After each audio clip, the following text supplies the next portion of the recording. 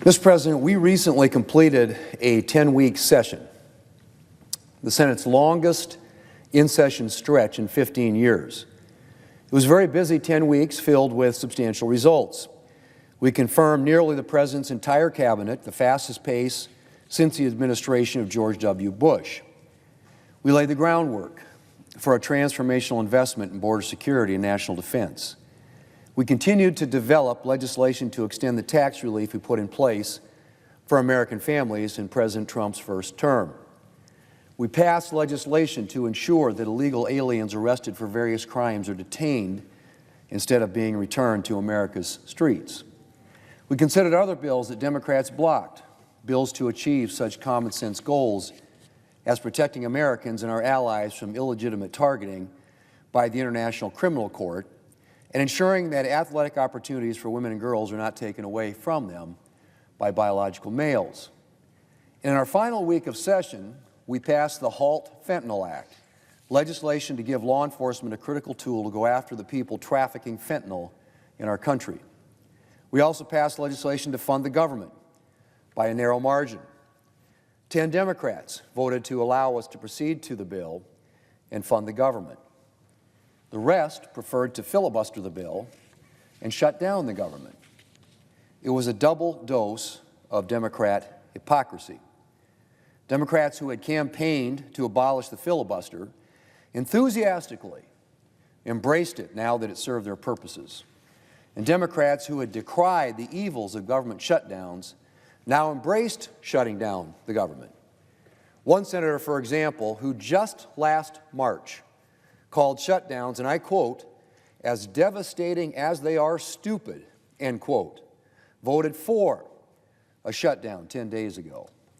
Another Democrat who last February noted that, and I quote again, even a partial shutdown could disrupt supply chains, hurt small businesses, risk travel delays, and increase food prices for millions of Americans, end quote.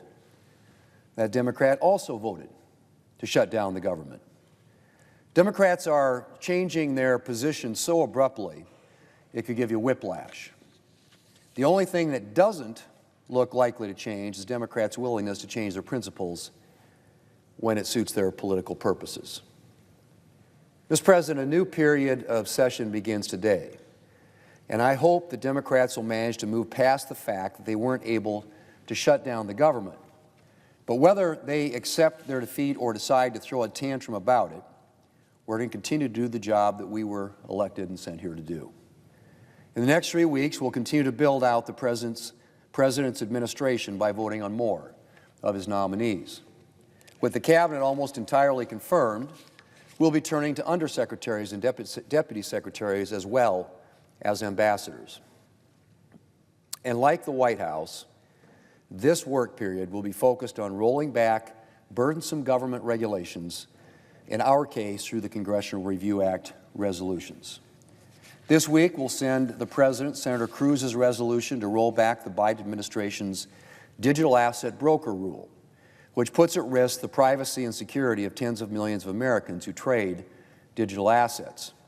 We'll also look to take up Senator Tim Scott's overdraft fee resolution, overturning a Consumer Financial Protection Bureau rule that threatens access to credit for individuals and small businesses. And we will take up a number of other CR resolutions this work period. Finally, Mr. President, as I said, we have been hard at work on legislation to extend the tax relief we passed during President Trump's first term and to make a transformational investment in our border and national security. And those efforts will accelerate over the next 3 weeks, confirming nominations, lifting burdensome regulations, laying the groundwork for tax and border security legislation. Mr. President, I look forward to another busy work period ahead. And Mr. President, I yield the floor, and I suggest the absence of a quorum. Call the roll. Ms. Alsobrooks.